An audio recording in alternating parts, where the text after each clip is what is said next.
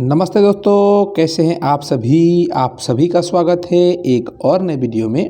और इस वीडियो में हम लोग देखने वाले हैं कक्षा 10 के अध्याय 2 बहुपद का एक टॉपिक जिसका नाम है बहुपदों के लिए विभाजन एल्गोरिथम।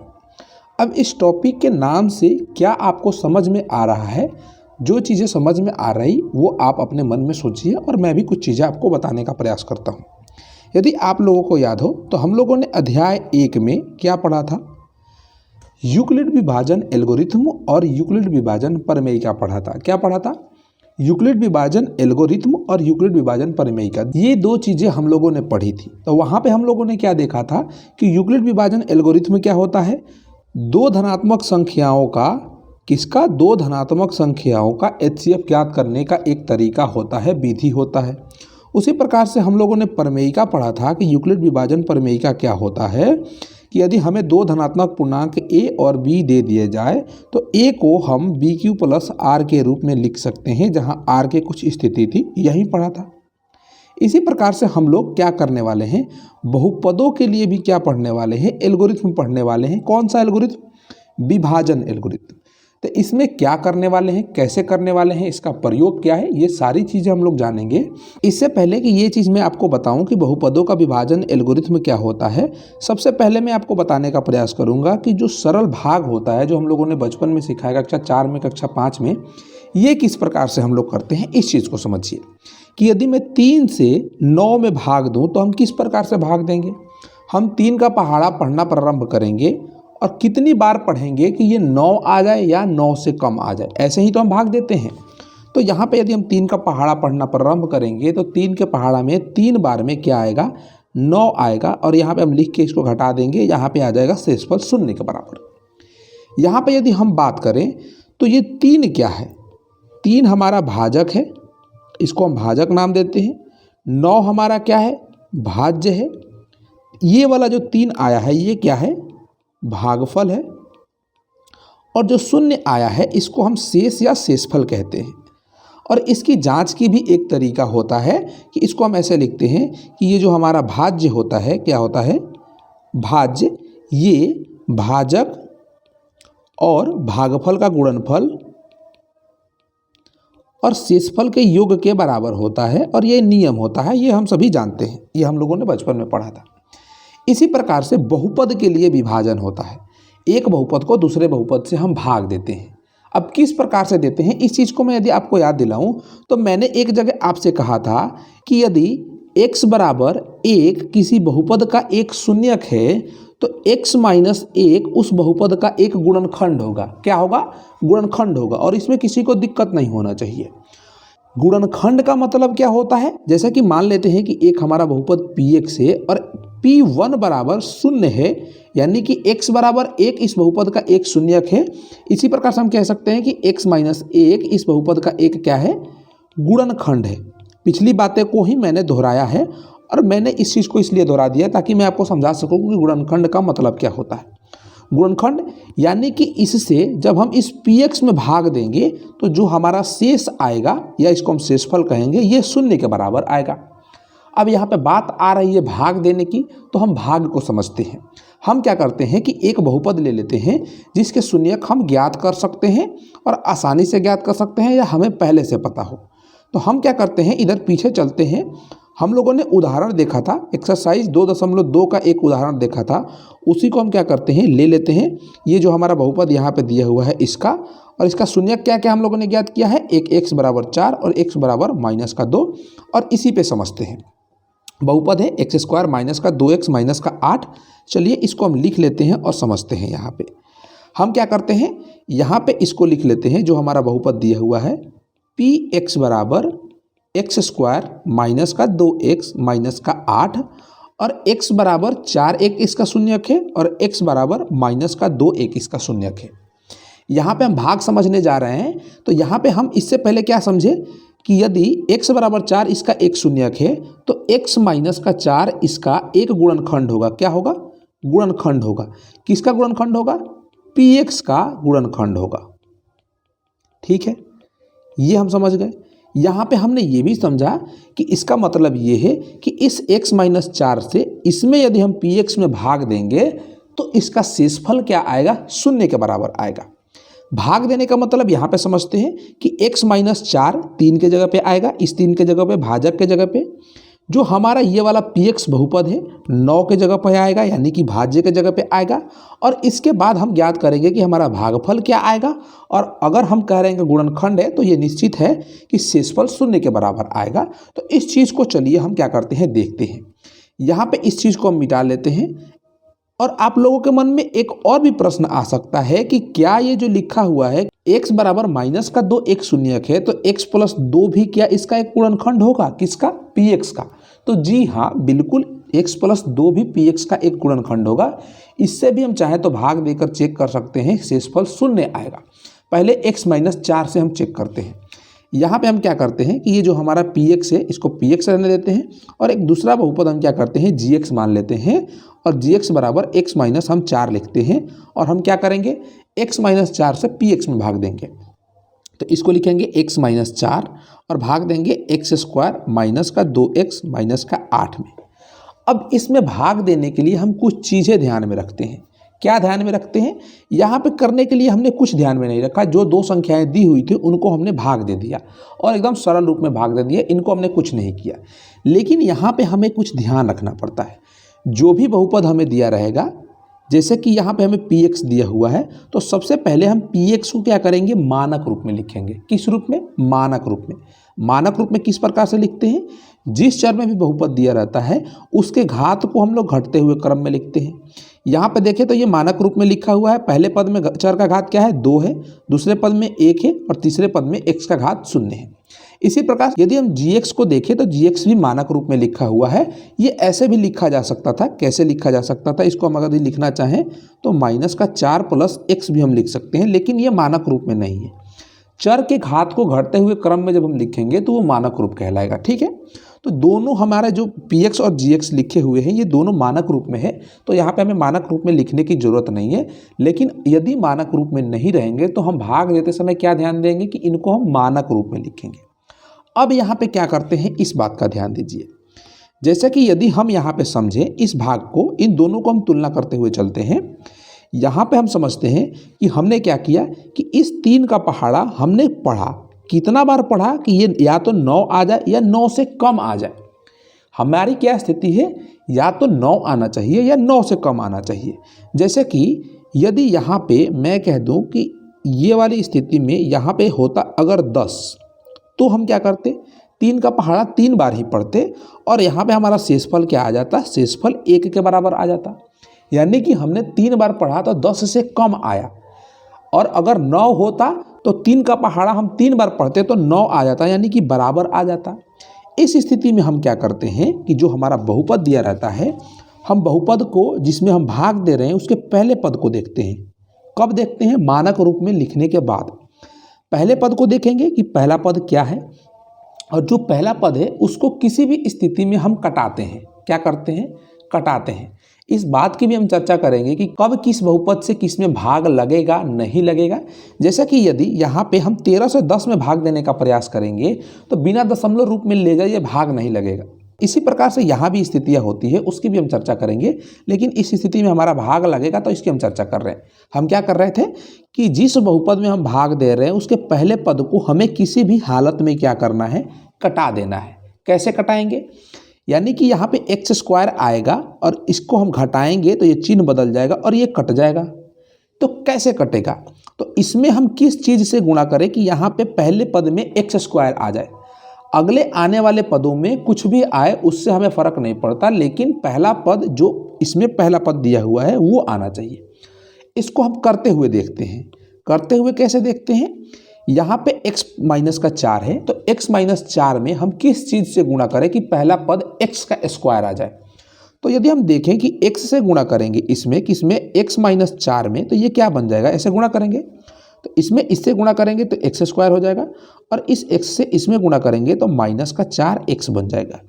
तो इस चीज़ को हम यहाँ पे लिख लेंगे कि x का घात 2 माइनस का 4x। अब इसको हम क्या करते हैं, यहाँ पे यदि देखें तो हम घटा रहे हैं इस भाग में, तो यहाँ भी हम घटाते हैं। और बीजीय व्यंजकों के घटाव में जब हम घटाव की प्रक्रिया करते हैं तो चिन्ह परिवर्तन होता है। तो यहाँ पे प्लस चिन्ह है तो यहाँ पे नीचे माइनस हो जाएगा, यहाँ पे माइनस का चिन्ह है तो यहाँ पे प्लस चिन्ह हो जाएगा। अब घटाव की प्रक्रिया को करेंगे तो एक्स स्क्वायर से माइनस का एक्स स्क्वायर कट जाएगा।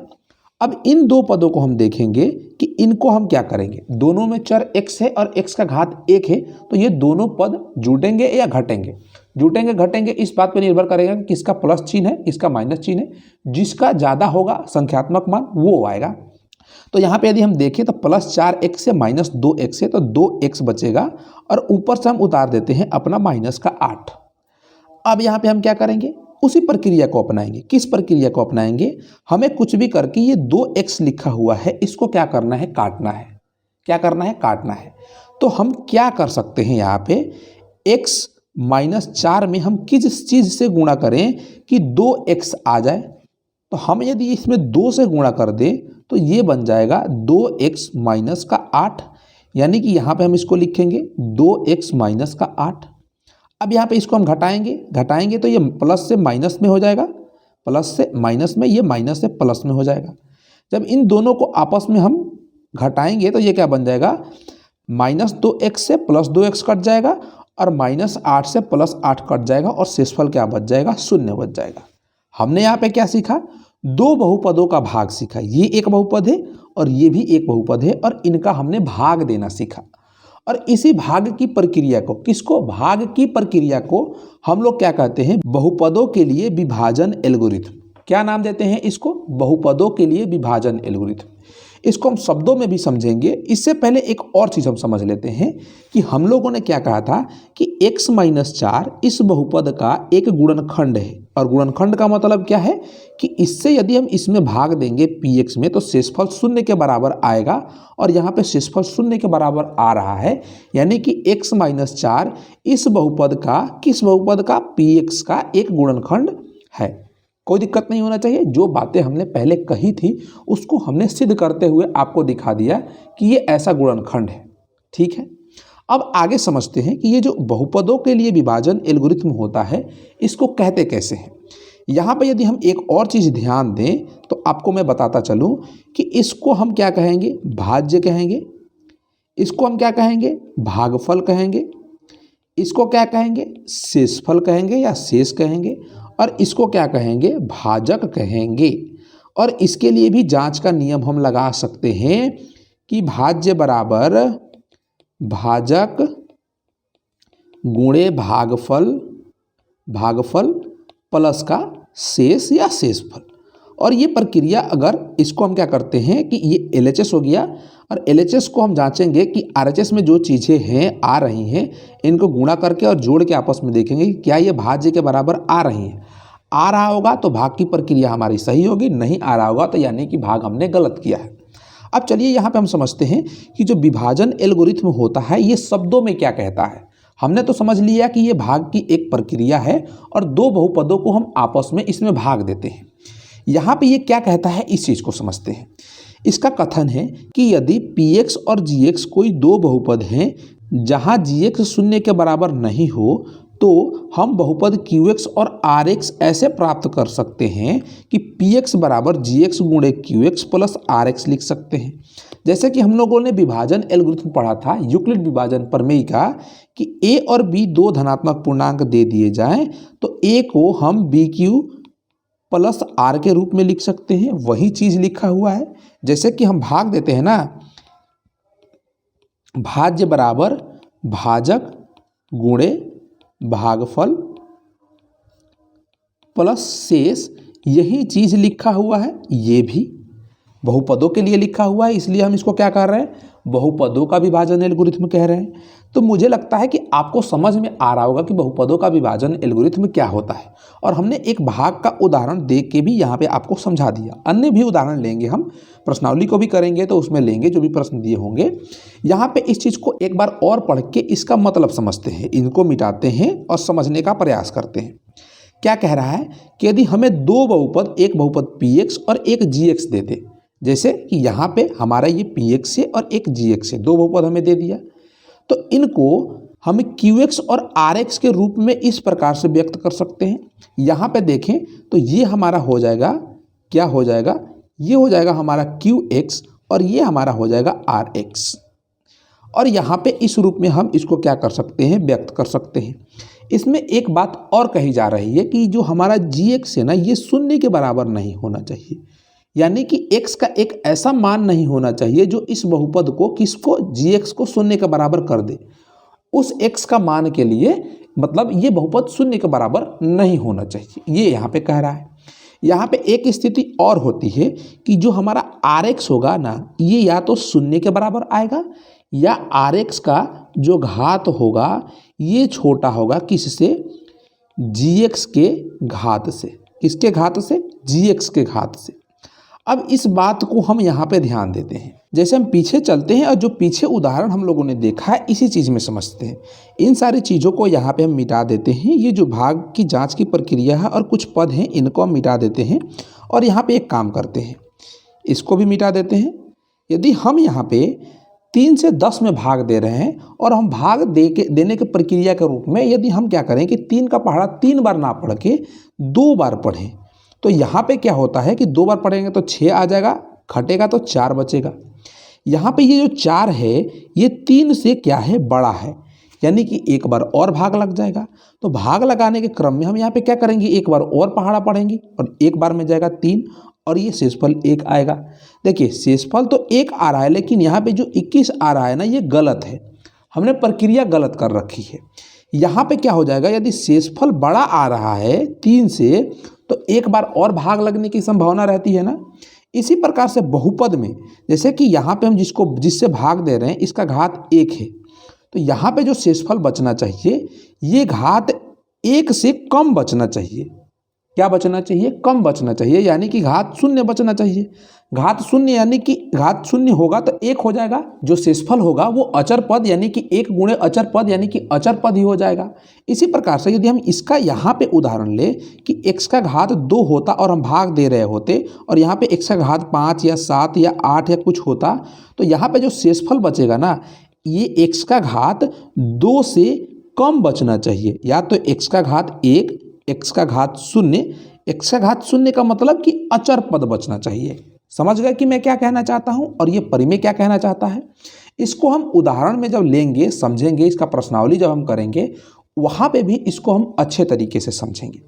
अब यहाँ पे एक बात और आती है कि जो हम ये विभाजन एल्गोरिथ्म पढ़ रहे हैं इसका हम प्रयोग क्या करेंगे। तो मैं अगर आपको बताऊं तो इस विभाजन एल्गोरिथ्म के तो बहुत सारे प्रयोग हो सकते हैं, लेकिन हमें जो कक्षा 10 में प्रयोग में लेना है, हम क्लास 10th में जो प्रयोग में लेंगे, ये क्या प्रयोग में लेंगे, इसमें हम क्या करने वाले हैं, हम त्रिघात बहुपदों के शून्यक ज्ञात करने के प्रयोग में लेंगे। त्रिघात बहुपदों को शून्य ज्ञात करने का क्या तरीका होता है। यदि आप लोग त्रिघात बहुपद पढ़े होंगे तो आपको पता होगा, नहीं पढ़े होंगे तो थोड़ी सी दिक्कत हो सकती है कि हम त्रिघात बहुपद जब उनका शून्य ज्ञात करते हैं तो हम एक संभावना लेते हैं कि जांचते हैं हिट एंड ट्रायल मेथड से कि क्या एक इसका एक शून्यक है, क्या माइनस का 1 इसका शून्यक है, या 0 इसका शून्यक है, माइनस का 2 इसका शून्यक है। मान को रख के हम शून्यक निकालने के लिए जांच करते हैं। कौन सा शून्यक, एक पहला शून्यक, कि एक शून्यक यदि हमें मिल जाए, कोई सा भी एक शून्यक, तो हम अन्य 2 शून्यक ज्ञात कर सकते हैं। अन्य 2 शून्यक क्यों, क्योंकि त्रिघात बहुपद के अधिकतम 3 शून्यक होते हैं। तो यदि एक हमें मिल जाएगा ना उसमें से एक, तो बचे हुए जो 2 होंगे उनको हम ज्ञात कर सकते हैं। अब बात आती है कि कैसे ज्ञात कर सकते हैं। तो इसका प्रयोग करके, विभाजन एल्गोरिथ्म का प्रयोग करके। कैसे, जैसे कि हमने पिछला उदाहरण समझा कि यदि हमें एक शून्यक मिल जाए, अर्थात x बराबर 1 यदि किसी बहुपद का शून्यक है, जैसे कि द्विघात बहुपद का या त्रिघात बहुपद का, तो हम कह सकते हैं कि x माइनस का 1 उसका एक गुणनखंड होगा। यदि गुणनखंड है तो इससे हम उसमें भाग देंगे तो हमारा शेष क्या आएगा, 0 के बराबर आएगा।